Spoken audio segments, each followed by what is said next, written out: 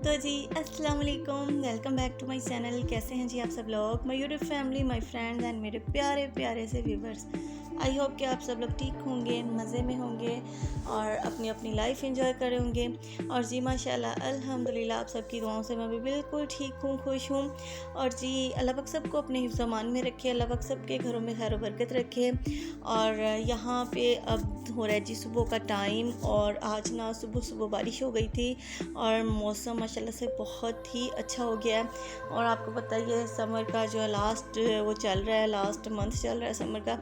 और इसके बाद इंशाल्लाह अगले मंथ से ना जो मौसम चेंज होना शुरू हो जाएगा। खैर सुबह का जो था ना बहुत ही अच्छा ना मौसम सुबह सुबह हो गया था। और यहाँ पे रात के चावल पड़े थे, काबली पुलाव बनाया हुआ था कल मैंने, तो साथ में ना चप्पल कबाब बने हुए थे, तो वो मैं खा रही थी क्योंकि दोपहर का टाइम हो गया था। सुबह मैंने ना सिर्फ बिस्किट और चाय पी थी एज़ यूजुअल, जैसे मैं यानी मेरी रूटीन है चाय के साथ मेरी जो सुबह होती है। तो उसके बाद ना थोड़े काम शाम करके, और हमारे ना जब यानी बारिश होती है ना तो मेरी प्रिंसेस वो बाहर ना गेट के बाहर ना हमारा बहुत बड़ा सा थड़ा सा बना हुआ है, उसके ऊपर ना नहाती है।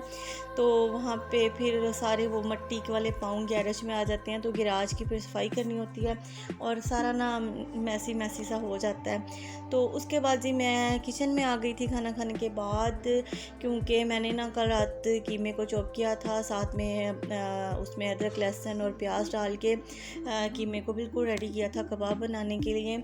और मैं ना अक्सर इसी तरह करती हूँ, कीमे में ना सारे मसाले मिक्स करके, और इसमें बाकी जो स्पाइसेस हैं वो सारे जो हम लोग डालते हैं, नमक मिर्च हल्दी पिसा हुआ धनिया और ये अदरक लहसुन और प्याज, बस टमाटर इसमें नहीं जाते, बाकी सारी चीज़ें इसमें चली जाती हैं। तो इसको मैंने अच्छे से चॉप कर लिया था चॉपर में, और फिर मैं इस तरह से कबाब बना के ना इनको ये अंगीठी और सीखें वगैरह पड़ी हैं। और अगर यानी कोयले वाला जो काम है ना वो थोड़ा लंबा हो जाता है, गर्मी में नहीं किया जाता, और मैं फिर इस तरह करती हूँ कि सीखों पे कबाब लगा के और चूल्हे पे थोड़ा सा इनको सेक लेती हूँ, और फिर इनको उतार के बड़े आराम से इजीली उतर जाते हैं और टूटते भी नहीं हैं।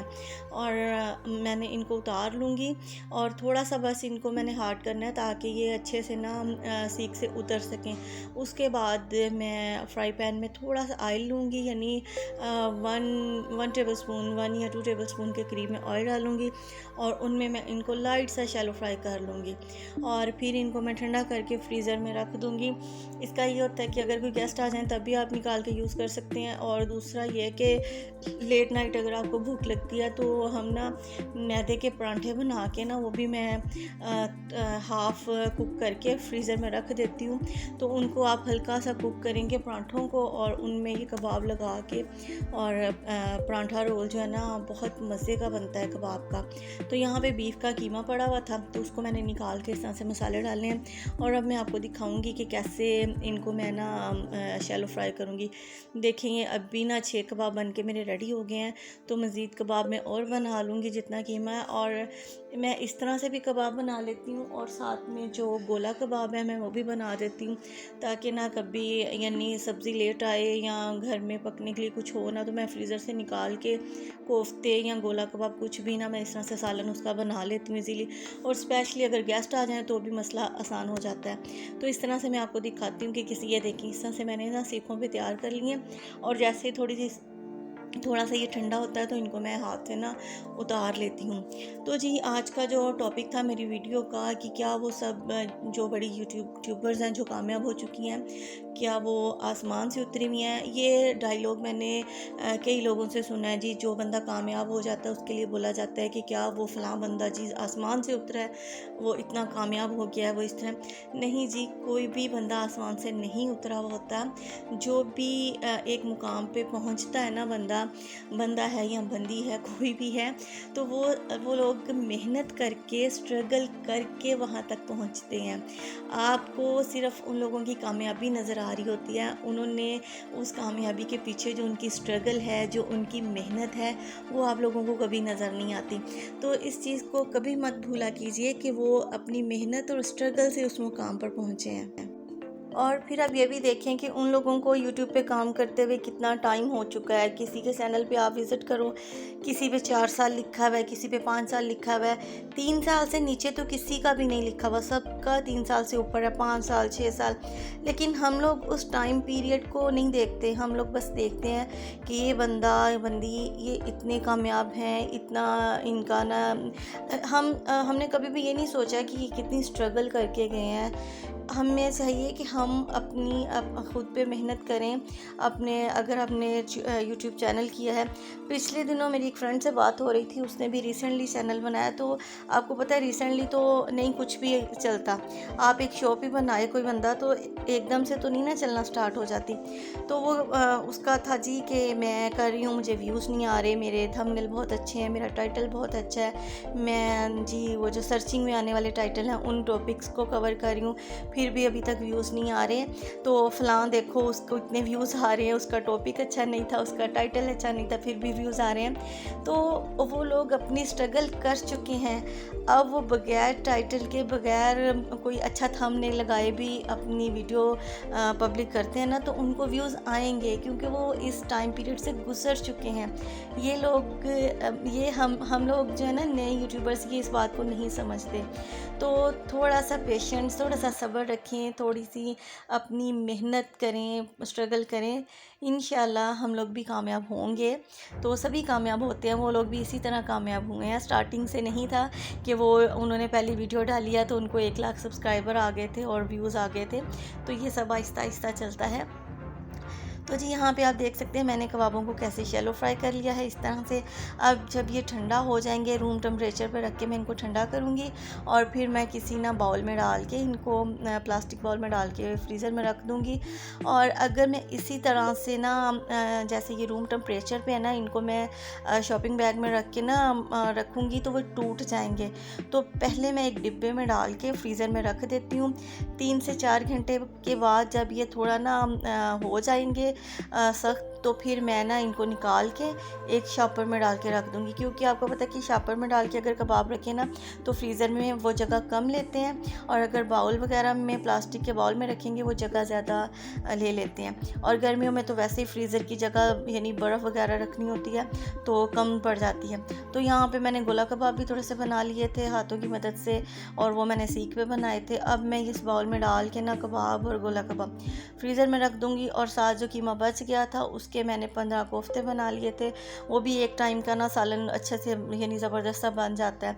और 15 कोफ्ते और उसमें 2-3 आलू अगर डाल दिए जाए बहुत ही मज़े का यानी वो सालन बन जाता है। तो यहाँ पर जी मैं अब इनको ना फ्रीज़र में रख दूँगी इसी तरह से। देखें बिल्कुल भी मैं उन्हें उठा रही हूँ, कोई भी कबाब ऐसा नहीं है कि टूट रहा हो या कुछ इस तरह का। और इतने जूसी से देखें कितनी ज़बरदस्त शाइन सी आ रही है इनको शैलो फ्राई करने के बाद। और इनकी खुशबू से ना सुबह मैंने जब इनको रेडी किया था तो पूरा घर इनकी खुशबू से ना महक रहा था। और छोटी बहन को तो भूख भी लगना स्टार्ट हो गई थी, उसने तो ऑर्डर कर दिया था कि आधे निकाल दो, फ्रीज़र में मत रखना। तो खैर जी ये आप भी इस तरह से किया कीजिए, क्योंकि गेस्ट आ जाएं तब तो ये ना मसला ही नहीं रहता, क्योंकि मसाला बनाए फटाफट से आप इनको गोला कबाब को ना बना सकते हैं। और जो ये दूसरे कबाब हैं इसको भी आप केचप के साथ सर्व कर सकते हैं, या फिर आप इनको ना आपको जैसे मैंने बताया पराठा रोल में इस्तेमाल कर सकते हैं। और शवारमा टाइप जो है उसमें भी आप बच्चों को दे सकते हैं, लंच बॉक्स में दे सकते हैं बच्चों वाले घरों में, क्योंकि बच्चे जो है ना इस तरह की चीज़ें शौक़ से खाते हैं। आजकल के बच्चे गोश्त, चिकन, इस तरह के सालन वगैरह ना ये चीज़ें बहुत कम खाते हैं, इस तरह की चीज़ें खा लेते हैं। मेरी बेटी तो बड़े शौक़ से खाती है कबाब, साथ में पुदीने का रायता। और ये जी मेरी बेटी चीज़ियाँ लेके आई थी उस दिन जिस दिन पाकिस्तान और इंडिया का मैच लगना था, और वो इतनी ज़्यादा चीज़ें इकट्ठी करके बैठी हुई थी।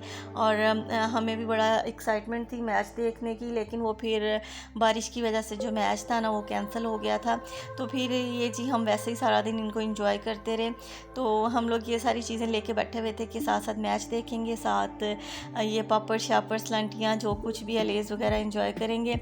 तो ये पाकिस्तान का ना वो क्या कहते हैं सूट भी पहन के बैठी हुई थी 14 अगस्त वाला, क्योंकि मैच देखना था आज सब ने। तो लेकिन खैर मैच ना जीते हैं ना हारे हैं, विन हो गया, बस बराबर ही हो गया था, उन्होंने ख़त्म कर दिया था। अब देखते हैं नेक्स्ट कब मैच लगेगा, क्योंकि हमारे घर में सारे मैच देखने के बड़े शौकीन हैं। तो यहाँ पर मैंने दीवारों पर जो चीज़ें लगी हुई थी उनकी डस्टिंग की थी काफ़ी ना। आपको पता है कि 1 वीक सिर्फ 1 हफ़्ता ही इनकी ना डस्टिंग ना की जाए तो इनके ऊपर धूल सी नज़र आती है, वो फिर इतनी बुरी लगती है, देखने वाला कहता है जी इनको चीज़ें वो डेकोरेशन लगाने का पता है, इनकी डस्टिंग करने का नहीं पता। तो अगर आप भी इस तरह से चीज़ें लगाएं तो प्लीज़ इनको वीकली साफ़ किया कीजिए। जो मिरर्स हैं या कुछ भी आपने लगाया हुआ है, सीनरियाँ लगाई हैं, पेंटिंग्स हैं, कुछ भी है, वीक में 1 दफ़ा लाजमी, वैसे तो हर दूसरे दिन होनी चाहिए इनकी डस्टिंग, लेकिन अगर सम टाइम कई दफ़ा मासी नहीं आती, आपको अकेले घर संभालना पड़ता है, तो वीक में 1 दफ़ा अच्छी तरह से ना इनकी सफाई होनी चाहिए। तो ये था जी मेरा आज का व्लॉग। आई होप आपको पसंद आया होगा। वीडियो अच्छी लगे तो लाइक एंड शेयर कीजिएगा, मेरे चैनल को सब्सक्राइब कीजिएगा। मिलूँगी आपके साथ नेक्स्ट वीडियो में किसी अच्छे से टॉपिक के साथ। तब तक के लिए मुझे अपनी दुआओं में याद रखिएगा, मेरे चैनल को सब्सक्राइब करना तो भूलिएगा ही मत। ओके जी, अल्लाह हाफिज़, बाय बाय।